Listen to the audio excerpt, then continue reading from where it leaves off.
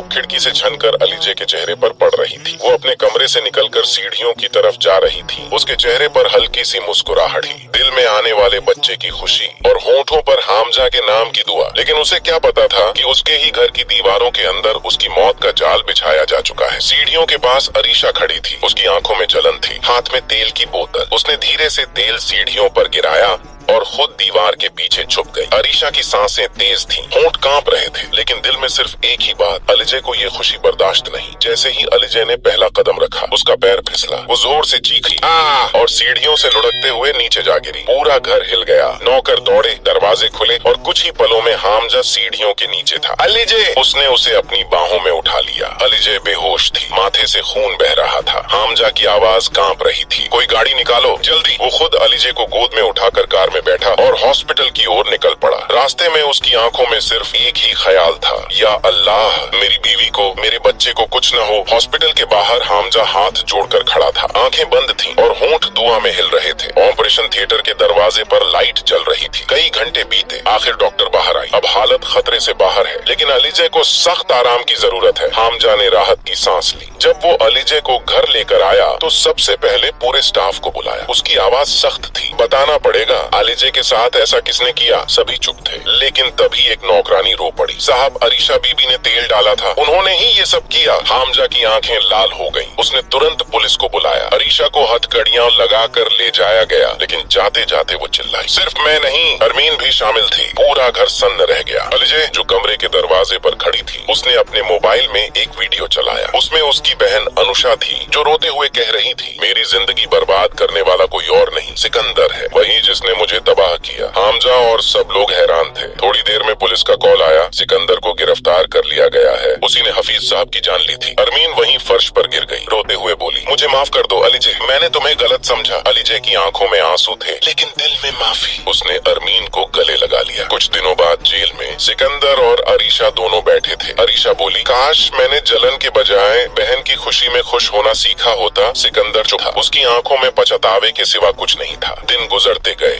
एक दिन अलीजे घर में बैठी थी, तभी अचानक उसकी तबीयत बिगड़ गई। हामजा उसे अस्पताल ले गया। अरमीन भी पीछे पीछे पहुंची। डॉक्टर बाहर आई, मुस्कुराते हुए बोली, मुबारक हो, एक प्यारी सी बेटी हुई है। अरमीन की आंखों से खुशी के आंसू बह निकले। उसने बच्ची को गोद में उठाया और कहा, इसका नाम फजर रखेंगे, क्योंकि ये अंधेरे के बाद की पहली रोशनी है। हामजा ने अलीजे का हाथ थाम कर कहा, अब हमारी जिंदगी की हर सुबह सिर्फ फजर की मुस्कुराहट से शुरू होगी। धीरे धीरे बैकग्राउंड में म्यूजिक बजता है। कहानी एक रोशन सुबह में ढल जाती है, जहाँ दर्द की जगह अब सुकून है और बदले की जगह मोहब्बत।